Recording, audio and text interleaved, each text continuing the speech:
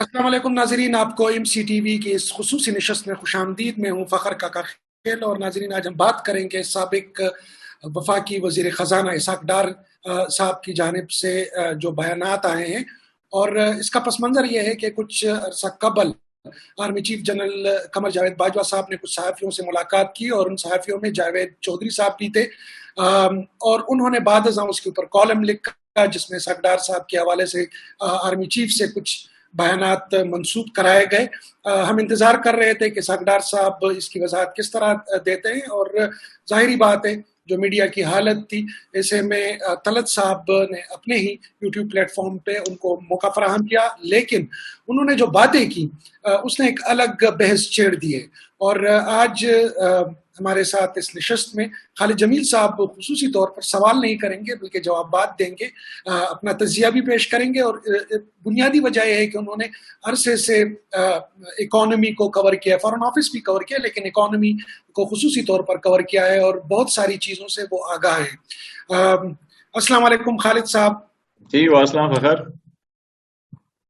खालिद साहब, आपने भी वो इंटरव्यू पढ़ा होगा, देखा होगा यूट्यूब पर, तलत साहब ने जो इसहाक़ डार साहब से किया था। पहले तो जावेद चौधरी साहब ने जिस अंदाज से वो सारी गुफ्तगू बयां की है, ऐसे लग रहा था कि आर्मी चीफ की जानिब से वही पश्तो में कहावत है कि बेटी तुझे कह रहा हूं, बहू तू सुन ले। तो जावेद चौधरी साहब की विसातत से मेरे ख्याल में उन तक ये बातें पहुंचाई जानी थी कि उसका माजी कैसा गुजरा है और क्या क्या चीज़ें हैं जो उन्होंने की। लेकिन सबसे पहले तलत साहब ने इसहाक़ डार साहब से ये सवाल किया कि मेट्रो प्रोजेक्ट के हवाले से क्या बात हुई थी। तो उन्होंने ये कहा कि ऐसी कोई बात नहीं हुई, और मेट्रो तो प्रोविंशियल यानी पंजाब गवर्नमेंट का सब्जेक्ट था, उसमें मेरा कोई लेना देना नहीं था। लेकिन जाहिर बात है, खालिद जमील साहब, आप इकोनॉमी को कवर तक करते रहे हैं, और फेडरल मिनिस्टर फाइनेंस, फेडरल जो प्रोविंस को जो बजट का ज्यादा हिस्सा मिलता है वो फेडरल की जेब से जाता है। तो क्या उनका ये कहना वो बजानिब है कि उनका मेट्रो से कोई लेना देना नहीं था, या पंजाब में जो प्रोजेक्ट चल रहे थे शहबाज शरीफ साहब के दौर में, उस हवाले से उनका कोई लेना देना नहीं? बहुत शुक्रिया फ़खर। देखें, इसहाक़ डार साहब ने, मैंने ये इंटरव्यू भी उनका देखा, और मैंने वो इंटरव्यू भी देखा है जो उन्होंने BBC को इंटरव्यू दिया था। तो पहली बात तो यह है कि इसहाक़ डार साहब को लंदन में बैठ के इंटरव्यू देने की बजाय पाकिस्तान में आकर यहाँ पर अगर आंखों में आंखें डालकर बात करें और एक एक इल्ज़ाम का जवाब दें तो फिर बात बनती है। ये वज़ीर ख़जाना थे जब मुल्क से फ़रार हुए थे ये, और बदकिस्मती ये है कि तमाम हमारे सियासतदान, या इसके अलावा भी मुशर्रफ साहब भी यहाँ से बाहर गए तो इलाज के लिए गए थे, कि तमाम लोग इक़्तिदार में रहते हैं और उसमें सेहत की या तालीम की बुनियादी वो सहूलतें फ़राहम नहीं करते जो होनी चाहिए, और फिर जब उन ख़ुद मुश्किल में पड़ते हैं तो मुल्क से भागते हैं इलाज के बहाने के ऊपर। तो सबसे पहली बात तो यह है कि डार साहब जो है कि इसकी भी वजाहत कर देते हैं कि उन्हें मुल्क बाहर क्यों बैठ कर इलाज कराना पड़ रहा है, कि जब पंजाब के अंदर इनकी और सिंध में पीपल्स पार्टी की 3-3 दहाइयों तक हुकूमतें रहीं, और क्या ऐसा कोई हेल्थ का इंफ्रास्ट्रक्चर नहीं बना सके कि ये छोटे छोटे मसले भी होते हैं, मुल्क से बाहर जाते हैं। दूसरी बात जो है कि देखें, मरकज़ में अगर पीपल्स पार्टी की हुकूमत हो तो उनका फाइनेंस मिनिस्टर ये कहे कि जी सिंध की हुकूमत से मैं लाताल्लुक़ हूँ, तो ये इससे बड़ा झूठ कोई नहीं होगा। इसी तरह मरकज़ में अगर नून लीग की हुकूमत हो और ये कहें जी कि पंजाब की हुकूमत से हम बिल्कुल लाताल्लुक़ रहे, तो इससे बड़ा भी झूठ कोई नहीं होगा। और इसी तरह जैसे आज PTI की हुकूमत है और वो उनका फाइनेंस मिनिस्टर ये कहे जी वो KP से या पंजाब की हुकूमत से बिल्कुल लाताल्लुक़ हैं जहाँ पर उनकी हुकूमतें हैं, तो ये भी झूठ बोलते हैं। बेसिकली ऐसा कोई मसला नहीं है। आपकी वफाकी महासिल की जो तकसीम होती है उसमें से एक बड़ा हिस्सा सूबों को जाता है, उसके फंड जाते हैं, डेवलपमेंट फंड जो है वफाक से जा रहा होता है। और फिर अगर ऐसा सब कुछ नहीं था तो फिर देखें, इस प्रोजेक्ट की जिस पे वो बात कर रहे हैं कि मेरा इससे क्या लेना देना है, सूबे का प्रोजेक्ट था, तो इसके लिए तो 20 अरब से ज़्यादा की सब टैक्स एग्जम्पशंस इन्होंने दी थी, वफाक ने दी थी। तो अगर इनका कुछ लेना देना नहीं था फिर टैक्स से क्यों एग्जेम्प्ट किया था उसको। तो ये सारे मामला जो हैं कि मैं गोंगलों से मट्टी झाड़ने के मुताबिक हैं कि आप सब कुछ करते रहें, जब मामला हो जवाबदेही का तो मुल्क से भाग जाएँ, और बाहर बैठ के आप जो है कि वो बड़े तीसमार खान बने और लेकिन वापस ना आए। वैसे खालिद साहब, ये वही दौर था जब सलीम साफ़ी साहब भी इनके प्रोजेक्ट्स को तनकीद का निशाना बना रहे थे। खुद पंजाब, साउथ पंजाब से आवाजें उठ रही थी कि लाहौर ही पंजाब है और पंजाब ही लाहौर है। सारे फंड्स, खुद हमारी PTI KP में PTI की हुकूमत थी तो वो कहते रहे कि हम क्या करें, जितना भी फंड आता है वो डायरेक्ट बड़े भाई छोटे भाई सूबे में बैठे हैं, बड़ा भाई मरकज में बैठा हुआ है और इसाक डार घर का बंदा है, तो वो सारा फंड्स तो उधर चला जाता है। और आपको याद होगा कि इस पर भी बात करेंगे, मेरा नेक्स्ट सवाल यही है सीपैक के हवाले से कि आपको याद होगा कि मरकज में सलीम साफ़ी साहब समेत बाकी जितने और भी कई सहाफ़ी थे जो कह रहे थे कि केपी के साथ ज्यादती हो रही है, जो रूट है, जो डिस्कस किए गए रूट थे उस पर काम नहीं हो रहा, और इसाक डार साहब और एहसन इकबाल साहब बारहा उनको ब्रीफिंग दे रहे थे लेकिन मुतमईन नहीं हो रहे थे। लेकिन और अब वो कह रहे हैं कि हमने जो कर्जा लिया था $40+ बिलियन का जो पैकेज है ओवरऑल, और जिसमें $34 अरब तो हमने जो पावर प्लांट है उस पे इन्वेस्टमेंट है चाइना की, तो अगर वो इन्वेस्टमेंट है तो अब की जो हुकूमत कर्जे दे रही है, जो हमें बता रही है और हमारे दरवाजे के ऊपर हमें बार बार हमारे इकोनॉमिस्ट कह रहे हैं कि हमने कर्जे वापस करने हैं, चीन को भी कर्जे वापस करने हैं, अगर वो इन्वेस्टमेंट थी वो कहाँ गई? और फिर ये कि क्या हमने कोई कर्जा नहीं लिया चाइना से? देखिए फकत 2-3 चीज़ें हैं इसके अंदर। एक तो जो सी पैक के मंसूबों की री अलाइनमेंट का मामला है। मैंने चाइनीज़ के साथ कुछ मीटिंग्स अटेंड की थी जब ये नून लीग का दौरे हुकूमत था, तो चाइनीज़ को थोड़ा सा कंसर्न ये था कि हमने सी पैक को एक जिग जैग बना दिया। उनका ये ख्याल था कि आप अपना रोड इंफ्रास्ट्रक्चर या इंडस्ट्रियल डेवलपमेंट ज़रूर करें, जिस डिस्ट्रिक्ट में मर्जी करें, उसको फिर रोड कनेक्टिविटी के साथ सी पैक के साथ जो ख़ास तौर पर सदरन इसका रूट है जो केपी से गुजर के और बलूचिस्तान से गुजर के ग्वादर तक जाता है, कि उसके साथ लिंक करें, इसको आप इंटरनली आप ये चीज़ें रीअलाइन करें। लेकिन सी पैक रूट को डिस्टर्ब करना जो है कि वो फिर चाइना के मफाद में भी नहीं था कि अगर आप एक सीधी सड़क जाती है, छोटा फासला है, कम वक्त लगता है और उसको आप जिग जैग बना देंगे तो वो उसके लिए भी मसाइल होंगे। तो इस पर उनके कंसर्न्स थे। तो मौजूदा हुकूमत जब आई तो इसने उसको थोड़ा सा सीधा करने की कोशिश की है, जिसकी वजह से बेहतर था कि सूबों को एतमाद में लेते, उनके साथ बैठते, बात करते कि जी चाइनीज़ के साथ क्या निगोसिएशन हुई हैं, क्या मसाइल हैं जिसकी वजह से हम रीअलाइन कर रहे हैं इनको, तो वो एतमादी ना पैदा होती। लेकिन क्योंकि बाला बाला बहुत सी चीज़ें काम करने की हमें आदत है तो उसकी वजह से ये बद एतमादी पैदा हुई। दूसरा जो लोन और इन्वेस्टमेंट का मामला है, देखें जब हमने M2 बनाया था ना लाहौर इस्लामाबाद का, तो कोरियन डाइवो कंपनी ने इसमें इन्वेस्टमेंट की थी और वो आए थे यहाँ पर।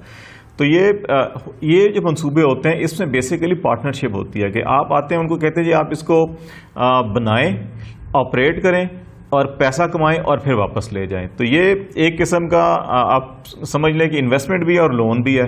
इसमें कुछ प्रोजेक्ट ऐसे होते हैं कि बिल्ड ऑपरेट एंड वो जो हम कहते हैं कि पैसे कमाएं और वापस चले जाएं, BOT के बेस के ऊपर जो होता है। दूसरा ये होता है कि डायरेक्ट सिर्फ इन्वेस्टमेंट होती है। तो मेरा ख्याल है कि सी पैक के जो बेशतर मंसूबे हैं उनमें भी यही था कि चाइनीज़ आएँ, अपने यहाँ पे मंसूबे लगाएं, उनको ऑपरेट करें, उनसे इनकम कमाएं, अपना जो उनका जब कमा लेते हैं तो फिर आप इसको ट्रांसफ़र कर दें लोकल जो भी आपके पार्टनर्स हैं।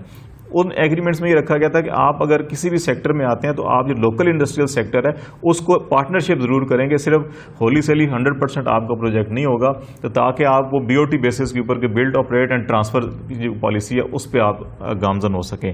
तीसरी बात आई कि लोन की या कर्ज़ों की वापसी भी। देखें जो पिछले 5-10 सालों के अंदर 2 चीज़ों के ऊपर मैं समझता हूँ कि फाइनेंशियल क्राइम्स किए गए हैं। एक तो ये किया गया था कि जो इंटरनेशनली जितने भी आप पैसे लेते हैं डोनर्स के साथ, वफाकी हुकूमत की या रियासत पाकिस्तान की ज़मानत होती है, गारंटी होती है, उस ज़मानत के ऊपर वो पैसा का वफाक क्या है? वफाक तो सिर्फ इस्लामाबाद है, इसके अलावा वफाक क्या है? तमाम सूबे हैं।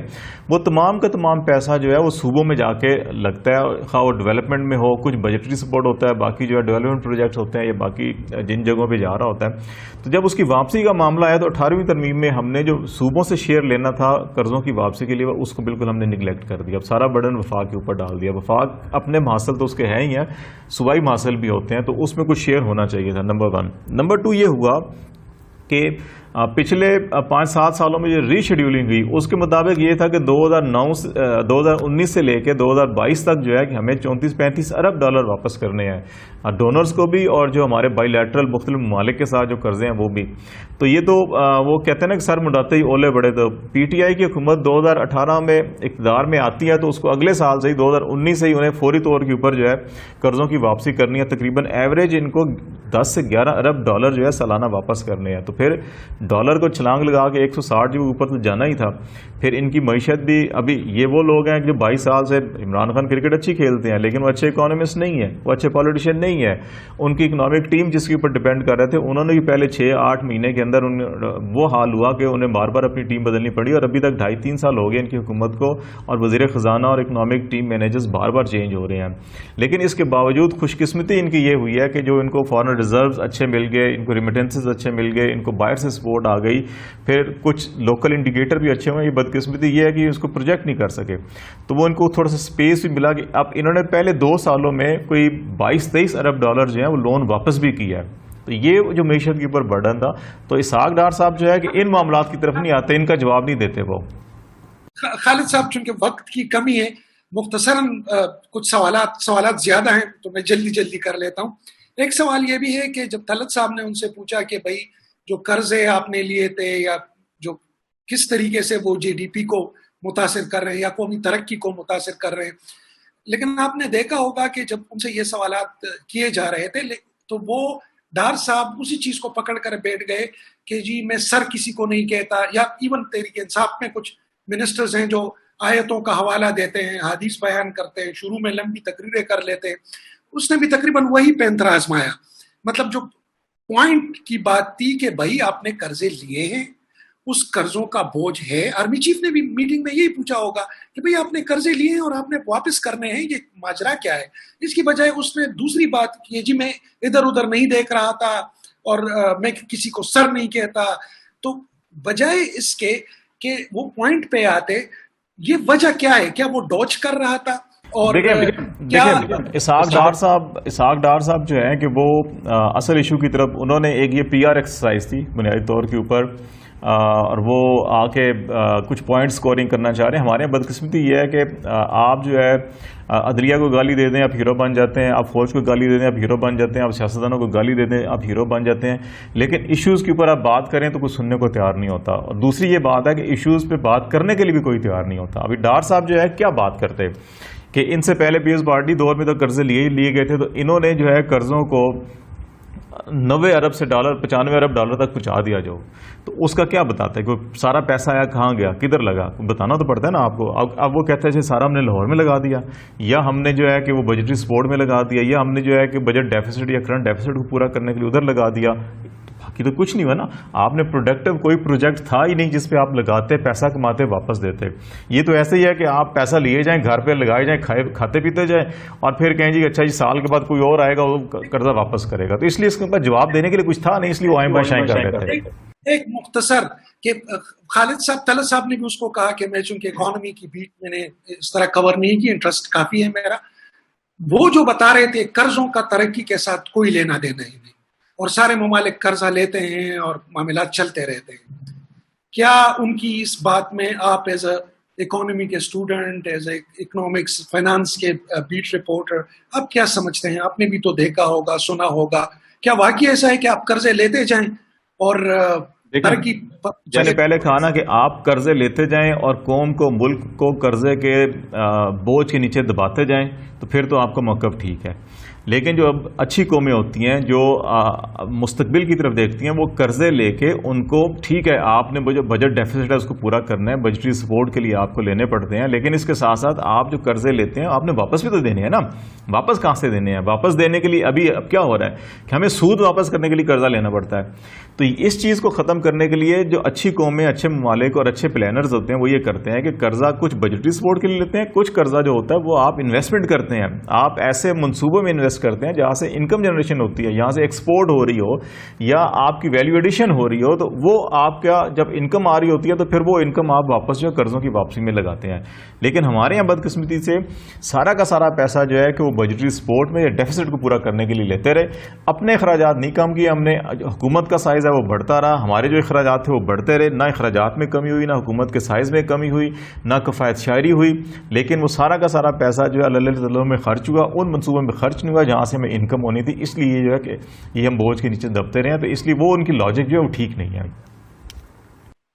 खालिद साहब, जाते जाते एक सवाल, उन्होंने भी जाने से पहले ये कहा कि जी आप वो आर्टिकल पढ़ ले, डॉन में छपा था डार वर्सेस जर्नल, वो तो मैंने पढ़ लिया, उसमें तो ऐसा कुछ नहीं है। उसमें आर्मी चीफ कह रहे हैं कि हमें جو معاملات ہیں, سیکیورٹی چیلنجز ہیں, ان کو پریورٹیز پہ رکھنا چاہیے, جبکہ ان کی جانب سے یہ کہا گیا کہ ہمیں ڈیولپمنٹ پہ جانا چاہیے, حالانکہ دونوں ایک ہی پیج پہ نظر آ رہے تھے. تو یہ کیا انہوں نے شرلی چھوڑ دی کہ جی یہ آپ اس کو پڑھ لیں, اصل ایشو یہ ہے, اور میں پتہ نہیں کیا, اور میرے جس طرح میاں صاحب کہتے ہیں ایسے راز ہیں, یا تو ان کو وہ سیاست دان ہیں کیا کہہ سکتے ہیں, لیکن وہ جیسے کون سے راز ہیں, مطلب وہ اس نے جس انداز سے ڈان کی بات کی ایڈیٹوریل کی, وہ میں نے پڑھ لیا, اس میں کوئی دیکھیں آپ جب حکومت میں ہوتے ہیں, اب بیسیکلی مسئلہ یہ ہے کہ ڈار صاحب بھی ملک سے باہر بیٹھے ہیں, میاں صاحب بھی سزا یافتہ ہیں, ملک سے باہر بیٹھے ہیں. اب وہ ملک میں واپسی کا کوئی راستہ دیکھنا چاہ رہے ہیں, ان کو وہ راستہ نظر نہیں آ رہا. اب پولیٹیکلی آپ جب بارگین کر رہے ہوتے ہیں, بلیک میل کرتے ہیں, کسی کو آپ ڈراتے ہیں, کسی کو دھمکاتے ہیں. دیکھیں نا, آپ کبھی آپ کہتے ہیں جی آئی جی چیف سیکرٹری ان کی اولادوں کو یہاں رہنا, ذرا خیال سے فیصلے کریں. وہ کبھی آپ کہتے ہیں جی کہ ہمارے پاس قومی راز ہیں, وہ افشا کر دیں گے. آپ فائنانس منسٹر رہے ہیں, پرائم منسٹر رہے ہیں, ملک کے رہے ہیں, ٹھیک ہے, آپ نے ڈیفینس سے متعلق بھی, آپ نے نیوکلیر پروگرام سے متعلق بھی, آپ نے اکنامی سے متعلق, ہر چیز سے متعلق آپ نے میٹنگ شیئر کی ہوں گی, بہت ساری آپ کو بریفنگس ملی ہوں گی. یہ آپ پہ فیصلہ کرنا ہے کہ آپ نے کوئی ایسی بات کرنی ہے اپنے ذاتی مفاد کے لیے, تو پھر تو آپ قائد تحریک بن جائیں گے, اور آپ کے ساتھ وہی ہوگا جو لندن میں بیٹھے قائد تحریک کے ساتھ ہوا ہے کہ نہ آپ یہاں بات کر سکیں گے, سوشل میڈیا پہ آپ پہ بین لگ جائے گا, سب کچھ ہو جائے گا. یا پھر یہ ہے کہ آپ حقائق کو اپنے سامنے رکھتے ہوئے آپ یہ دیکھیں کہ اچھا کیا حقائق تھے. دیکھیں انسان اور ابلیس میں کیا فرق ہے. ابلیس جو ہے کہ وہ اس لیے نہیں دھتکارا گیا تھا کہ اس نے نافرمانی صرف کی تھی, اس نے نافرمانی کی, پھر اس کے اوپر عذر گناہ پیش کیا, اور پھر ہٹ درمی کا مظاہرہ کیا. آدم سے غلطی ہوئی, اس نے غلطی کو نادم ہوا, معافی مانگی, توبہ کی, تو اشرف المخلوقات بن گیا. تو میاں صاحب کو یہ چاہیے, یا ڈار صاحب کو بھی چاہیے کہ دیکھیں جو ان کے دور میں غلطیاں ہوئی ہیں, ان غلطیوں کو ایک ٹھنڈے دل و دماغ سے دیکھیں, قوم سے معافی مانگیں, ٹھیک ہے, اللہ سے معافی مانگیں, تو ممکن ہے راستہ کوئی نکل آئے. لیکن اگر آپ غلطی کریں گے, عذر گناہ پیش کریں گے, اور پھر ہٹ درمی کا مظاہرہ کریں گے, تو پھر انسان میں اور ابلیس میں کوئی فرق نہیں ہوتا. تو ہمیں یہ چیز سمجھنی چاہیے. بہت بہت شکریہ خالد جمیل صاحب.